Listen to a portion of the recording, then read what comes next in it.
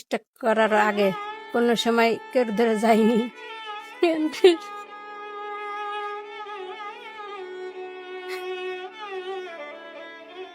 আমার পাশে যে মহিলা কাঁদতেছে উনি কিন্তু ভিক্ষুক না, ওনার সোনার সংসার ছিল, ওনার স্বামী ছিল, 2টা বাচ্চা আছে।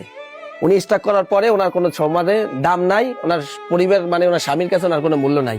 ওনার স্বামী আরেকটা বিয়ে করছে, এখন চিকিৎসার জন্য মানুষের বাড়ি বাড়ি হাত পাততেছে, দোকানে দোকানে।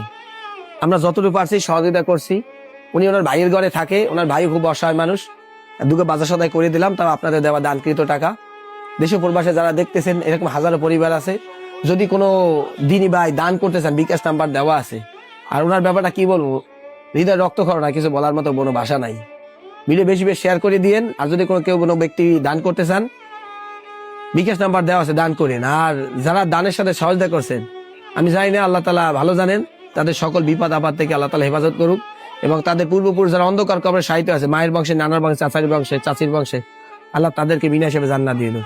ভালো থাকেন, ফি আমানিল্লাহ। আসসালামু আলাইকুম রহমতুল্লাহ।